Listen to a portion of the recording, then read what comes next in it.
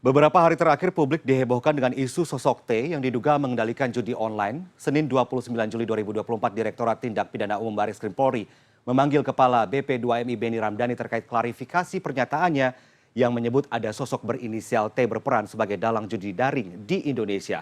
Sederet kasus judi online marak terjadi di Indonesia bahkan sejak bertahun-tahun lalu. Bagaimanakah perspektif praktisi hukum yang pernah melaporkan kasus judi online ke polisi dan apakah setiap kasus diselesaikan sampai tuntas? Kita akan membahasnya langsung dengan Ketua Umum Ikatan Lawyer Muslim Indonesia, Zainul Arifin, yang sudah terhubung di CNN Indonesia Prime News. Selamat malam, Bang Zainul. Assalamualaikum. Waalaikumsalam, selamat malam Bang Victor, apa kabar? Baik, baik.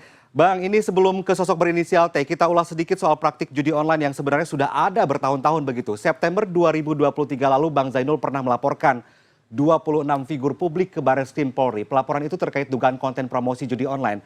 Bagaimana buntut perkara ini sekarang, Bang? Iya, barang tentu pada tanggal 24 ya, 4 September 2023, kita telah menyampaikan informasi kepada Barreskrim terkait dengan keterlibatan beberapa orang public figure, tepatnya ada 26 orang public figure yang menyampaikan atau mempromosikan terkait dengan judi online ini, sebagaimana disebutkan pasal 27 ayat 2 Undang-Undang ITE. Namun barang tentu sudah hampir 1 tahun ya dalam progres penegakan hukum, informasi yang kami dapatkan dari teman-teman Barreskrim, memang sampai hari ini masih on the progress. Hanya teman-teman penyidik perlu waktu untuk mengungkapkan peristiwa pidananya. Bahkan bukan hanya sebatas itu, sudah diuji oleh teman-teman kelompok masyarakat ke pra peradilan ya, terkait dengan proses penegakan hukum yang dilakukan oleh teman-teman Barreskrim itu di Pengadilan Negeri Jakarta Selatan. Dan saat ini masih berproses pra peradilan di Pengadilan Negeri Jakarta Pusat, yang mana mereka mempersoalkan terkait dengan lambannya ya, terkesan lambannya proses penegakan hukum dilakukan oleh teman-teman Barreskrim begitu. Ya, ya, lamban proses hukumnya. Saya akan menandai kata itu begitu. Dalam perkara promosi judi online yang dilaporkan oleh Bang Zainul dan kawan-kawan nih, ada kaitannya tidak dengan sosok T yang tengah panas diperbincangkan, Bang Zainul? Iya, ini memang di beberapa pembicaraan kita, ini kan banyak dugaan-dugaan ya terkait dengan sosok inisial T. Nah, maka hari ini kan Pak Beni sebagai Kepala BNP2MI kan telah diklarifikasi ya. Ya, saya pikir beliau harus berani mengungkapkan fakta itu jikalau memang beliau menemukan bukti-bukti yang konkret. Tapi seharusnya bukan hanya beliau saja yang diminta klarifikasi. Saya pikir Pak Menteri Budi Ari di beberapa kesempatan ya, Pak Menteri Kominfo juga pernah menyampaikan itu kan di beberapa interview beliau bahwa ada 5 orang, ada 5 bandar besar yang mengendalikan judi online. Maka dari itu bukan hanya Pak Beni ataupun juga harus diminta klarifikasi Pak Budi Ari yang sempat menyampaikan itu. Yang saat ini beliau sebagai pengurus harian ya, di Satgas pemberantasan judi online. Maka penting sinergisitas antara penegakan hukum lembaga kementerian untuk mengungkapkan peristiwa judi online ini. Karena bagaimanapun juga kalau tidak, maka akan terjadi larut-larut dan masyarakat pesimis terhadap penegakan hukum gitu. Ya, ya. Bang Zainul, ini saya penasaran ya, sebenarnya Beni Ramdhani ini sudah berbicara dan menyebut informasi sosok T ini pada rapat di 2023 lalu ya, dihadiri oleh Kapolri, dihadiri oleh Menko Polhukam, bahkan yang masih dijabat oleh Mahfud MD saat itu. Di sini pernyataan Kepala BP2MI Beni Ramdhani tentang sosok berinisial T begitu terbilang menghebohkan ya. Tak hanya masyarakat, Kapolri, Menko Polhukam, bahkan Presiden Jokowi pun kaget begitu mendengarnya.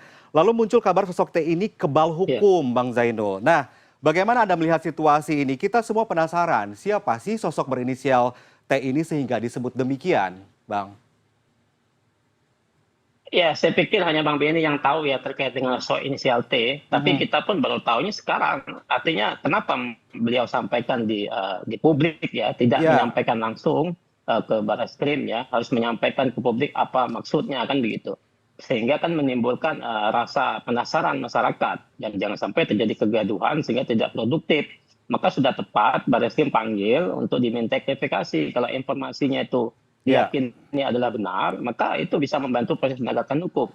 Tetapi kami pada saat September 2023 menyampaikan informasi itu kepada teman-teman penyidik Barreskrim, khususnya public figure, inisial T ini kami tidak mengetahui itu. Yang tahu adalah Pak Beni sendiri. Tapi sebetulnya harus diklarifikasi. Maka saya sampaikan tadi, bukan hanya Pak Beni yang harus diklarifikasi, Ya. juga Pak Budi Ari kan sempat menyampaikan juga, itu harus diminta klarifikasi juga. Hanya memang kami masyarakat menyayangkan, alangkah kementerian lembaga itu tidak bisa berkoordinasi secara efektif kepada aparat penegak hukum. Saya rasa tidak perlu menyampaikan narasi yang sehingga berspekulasi masyarakat bahwa ini terjadi kelambanan proses penegakan hukum. Padahal mudah saja bagi Bang Beni untuk menyampaikan itu langsung kepada Pak Kapolri. Tapi kenapa harus disampaikan ke publik? Ini kan ada kejanggalan ya. Masyarakat Mhm, mhm. berpikir ini ada kejanggalan sehingga ada kebuntuan komunikasi antara kementerian dan lembaga terhadap teman-teman penegakan hukum. Tapi bagaimanapun juga kami masih positif, Pak. Masih positif, masih pesimis. Meskipun yang menjadi tracing kami sebetulnya teman-teman public figure ini sampai Mhm. sejauh ini kan masih dilakukan pengembangan proses penegakan hukum. Ya. Hanya memang kita tidak mengetahui secara jelas seperti apa dan sampai mana proses penegakan hukum sehingga diuji ke pra-peradilan oleh teman-teman kelompok masyarakat begitu. Ya, ya. Tentang 26 figur publik yang sedang ditangani kasusnya oleh Bang Zainul ya dan kawan-kawan ini soal hukuman nih. Mempromosikan judi online disebut melanggar Undang-Undang ITE dengan hukuman 6 tahun penjara dan denda 1 miliar rupiah. Jika sosok T ini Ya. terbukti sebagai pengendali atau dalang dalam kasus judi online, seberat apa sih hukumannya Bang Zainul kalau boleh tahu? Ya kalau kita lihat ya, kalau pandangan saya terkait dengan judi online ini kan extraordinary crime ya. Kenapa dia dibilang extraordinary crime? Karena sudah berdampak meluas terhadap masyarakat, kemudian kejahatan lintas internasional, kemudian terjadinya money laundering dan seterusnya. Sehingga memang kegiatan-kegiatan penegakan hukumnya harus ada extraordinary, sehingga pemerintah membentuk Satgas Pemberantasan Judi Online. Tapi Mhm. barang tentu memang hukumannya harus berat. Karena kalau di Undang-Undang ITE itu kan hanya pasal 27 ayat 2 bagi yang mempromosikan.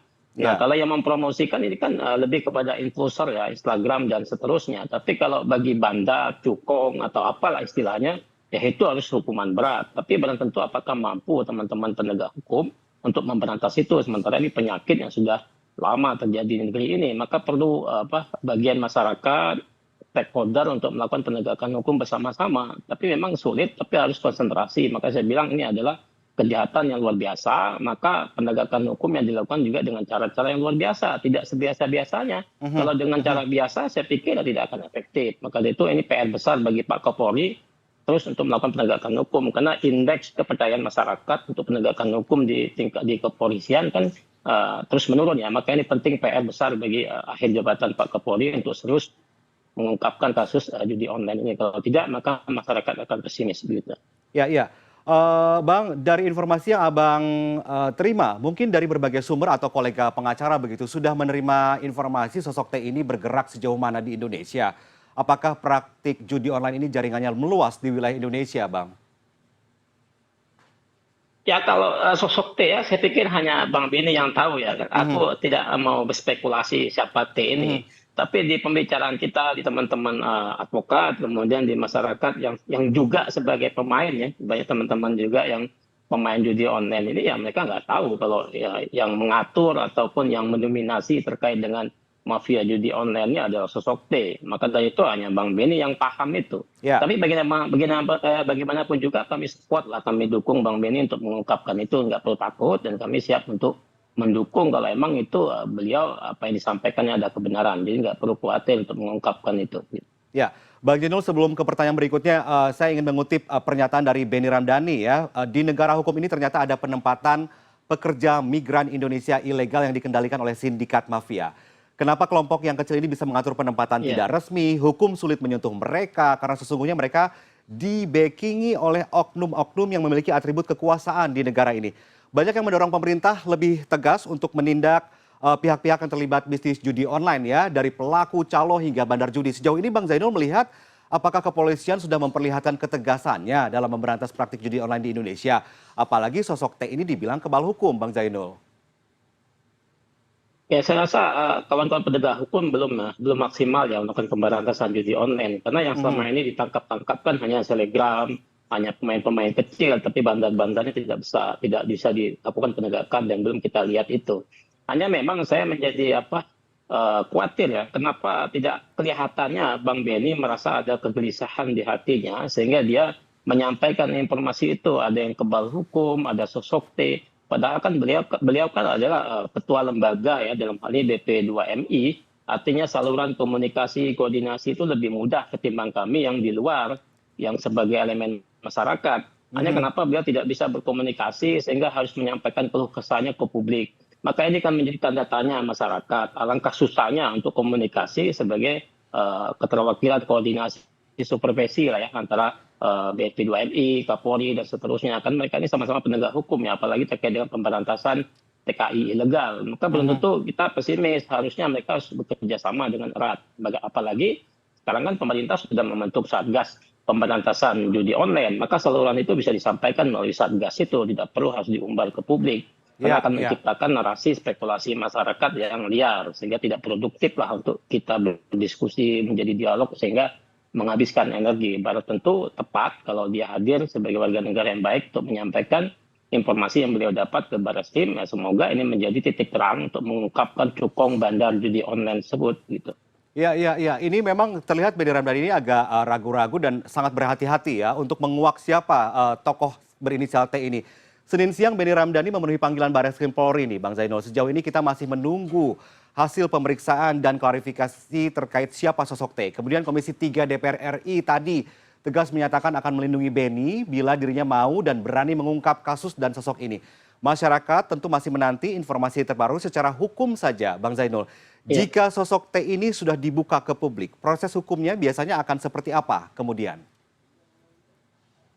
Ya, makanya saya bilang ini kan kejahatan extraordinary crime. Maka Mhm, jangan melakukan pola-pola penindakan hukum seperti kejahatan pidana umum biasanya. mhm. Kalau pola-pola itu dilakukan, saya rasa masyarakat akan pesimis ya. Apalagi melihat dunia hukum saat ini ya, terjadi dugaan penyimpangan-penyimpangan hukum.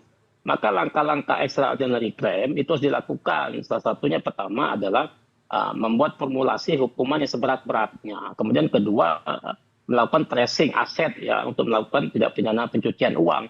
Maka itu penting untuk dilakukan. Kalau dilakukan secara biasa-biasa saja, saya pikir tidak akan efektif. Maka Ya, dari itu penting peran pemerintah melalui Satgas pemberantasan judi online dan melibatkan semua stakeholder, bukan hanya penegak hukum dan pemerintah, tapi seluruh elemen masyarakat untuk serius melakukan penegakan hukum ini. Kalau tidak, maka korbannya kan pasti akan masyarakat kita sendiri. Ini yang mhm. kita khawatirkan gitu. Ya, ya, ya, betul sekali. Kita masih menunggu apakah nanti Benny Ramdhani akan langsung mempublikasikan siapa sosok T ini sebenarnya. Kemudian kita akan menunggu juga bagaimana Satgas Pemberantasan Judi Online di Indonesia ini Ya. bergerak cepat supaya tidak lamban proses hukumnya. Apalagi kasus yang sedang Abang tangani juga masih dalam proses begitu ya. Terima kasih banyak Ketua Umum Ikatan Iya, Lawyer Muslim Indonesia, Zainul Arifin, sudah ya sama-sama bergabung ya. di CNN Indonesia Prime News. Selamat malam, Assalamualaikum Bang. Waalaikumsalam, selamat malam.